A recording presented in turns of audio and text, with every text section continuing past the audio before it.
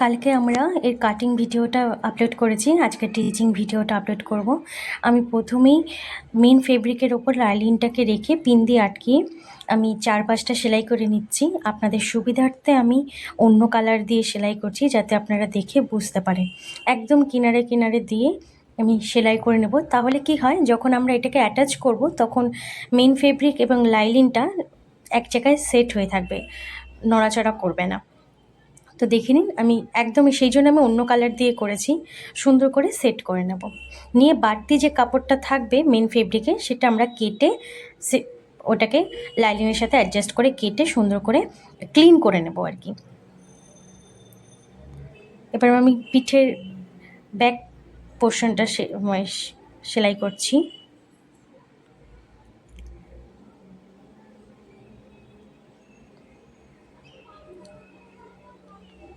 দেখুন, সাইড দিয়ে আমি যে বাড়তি অংশটা সেটা কেটে এটাকে ক্লিন করে নিচ্ছি।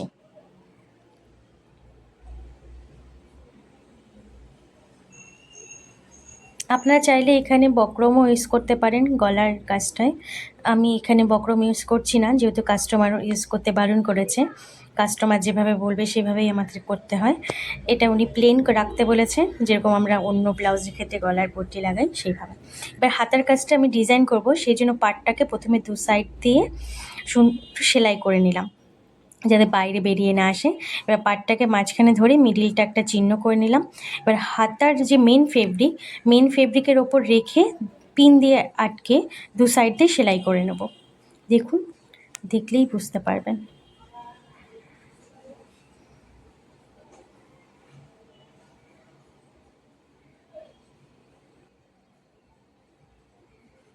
এবার সেলাই করা হয়ে গেলে এবার এই মেন ফেব্রিকের ওপর সোজা দিকটায় আমি লাইলিনটা বসাবো, বসিয়ে সেলাই করব।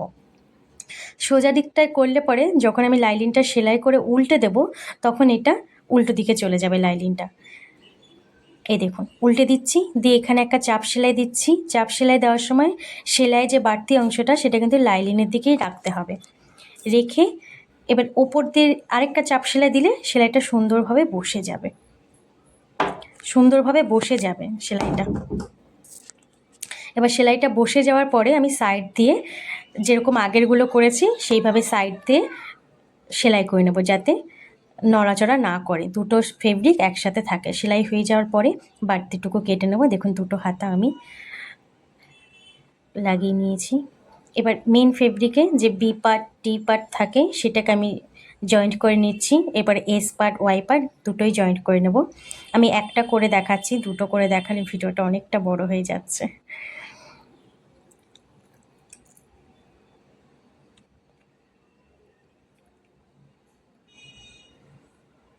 দেখুন, আমি দুটোই সেলাই করে নিলাম। এবার আমি ব্যাক পার্টের টেকিনটা দিয়ে নেব, দু সাইডে টেকিনটা দিয়ে। এবার আমি দুটো যখন জয়েন্ট করব তখন আমি আগে সোজা দিকটায় জয়েন্ট করব। এখানে আমি আগে জয়েন্ট করার আগে আমি হুক আইয়ের যে পট্টিটা থাকে সেটা করে নিচ্ছি। এখানে একটা কুচি দিয়ে নিতে হবে, যাতে যখন আমরা এটাকে উল্টে সেলাই করব তখন যেন কাপড়ের ওপর কোনো রকম টান না পড়ে, সেই জন্য একটা কুচি দিয়ে সেলাই করতে হবে। একটা কুচি দিয়ে সেলাই করলে যখন আমরা এটা উল্টে সেলাই করব তখন এটার ওপর টানটা পড়বে না। এর ওপর দিয়ে একটা চাপ সেলাই দিয়ে নিতে হবে, তাহলে ফেব্রিকটা খুব ভালো বসবে। এই দেখুন, এবার যখন আমি উল্টে সেলাই করব, এই কুচিটা দেওয়ার কারণে এখানে কাপড়ের মধ্যে কোনো রকম কোনো টান পড়বে না, কোনো রকম ঘুচি ধরবে না, সুন্দরভাবে একটা সেলাই আসবে। এই দেখুন, সুন্দরভাবে এসছে। এবার আমরা হুকের যে ঘর সেটার জন্য করব। এটাও ওই একইভাবে এটা আবার উল্টো দিক থেকে বসাবো। উল্টো দিক থেকে বসিয়ে সেলাই করব। চাপ সেলাইটা দেবো আগে, দিয়ে এটাকে উল্টে সামনের দিকে এনে দেবো। এই দেখুন, এই সেলাইটাও ঢাকা পড়ে যাবে, উল্টো দিকে সুন্দরভাবে সেলাইটাও পড়বে সোজা দিকে।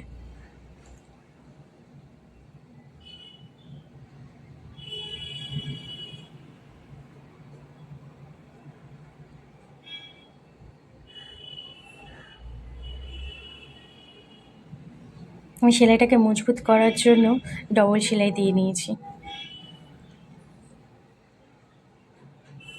আর বাড়তি অংশটুকু কেটে নিলে ব্যাস সুন্দর হয়ে থাকবে।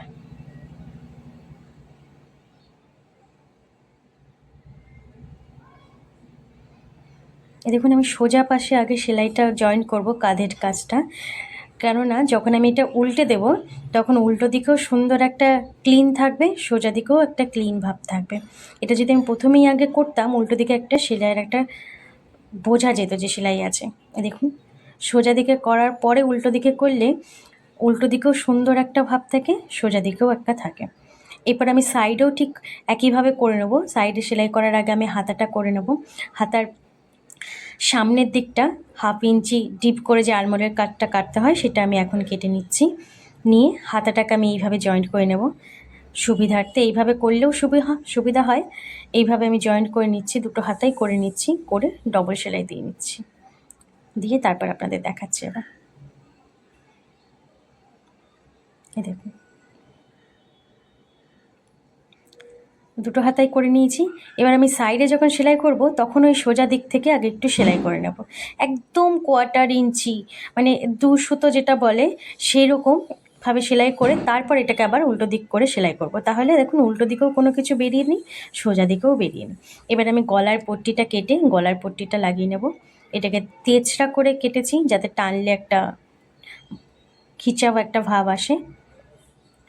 গলার কাছটাতে একটু কুচি দিয়ে নিলে যখন এটাকে উল্টে চাপ সেলাই দেবো তখন ওই জায়গাটা সুন্দরভাবে থাকবে। এবার কোমরের পট্টিটাও লাগিয়ে নিচ্ছি, নিয়ে এটাকে রেডি করে আপনারা এখানে হেমও করতে পারেন, হেম করলেই দেখতে ভালো লাগে। এটাকে উল্টে হেম করে হুক লাগিয়ে নিলেই ব্যাস তৈরি।